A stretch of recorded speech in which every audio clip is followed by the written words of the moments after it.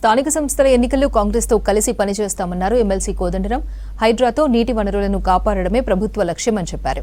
కాంగ్రెస్ ప్రభుత్వం కొత్తగా తీసుకొస్తున్న ధరణి బిల్లుకు తమ మద్దతు ఉంటుందని చెప్పారు. హన్మకొండ జిల్లా భీమదేవరపల్లి మండలం కొత్తకొండ వీరభద్రస్వామిని దర్శించుకున్నారు ఎమ్మెల్సీ. తెలంగాణ ఉద్యమంలో తెలంగాణ రావాలని ఆనాడు స్వామివారికి మొక్కుకున్నానని చెప్పారు. ఇప్పుడు ప్రత్యేక పూజలు చేసి మొక్కులు చెల్లిస్తున్నానన్నారు. స్వామివారి తెలంగాణ సుభిక్షంగా ఉండాలని ఆకాంక్షించారు కోదండరాం.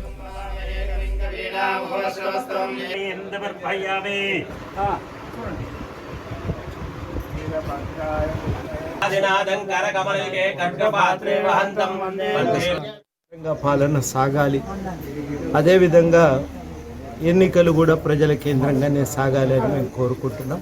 అటువంటి మార్పుల కోసం మా వంతు ప్రయత్నం నిరంతరం కొనసాగుతూ ఉంటుంది. అందులో భాగంగా ఎన్నికలను కూడా ఎదుర్కొంటాం.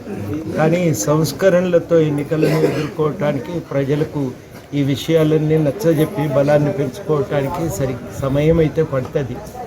మరి ఒకే రకమైన ఆలోచనతో ఉన్నందున కాంగ్రెస్ పార్టీ వారితో కలిసి కొంతమేరకైనా లక్ష్య సాధనలో అడుగు ముందుకు వెళ్ళిన అందరి ప్రయోజనాలను దృష్టిలో పెట్టుకొని ఉమ్మడి వనరులను మనం కాపాడుకోవటానికి ప్రయత్నం చేయాలి. ఆ ప్రయత్నం అభిలషణీయమైంది, ఆహ్వానించదగిన పరిణామం.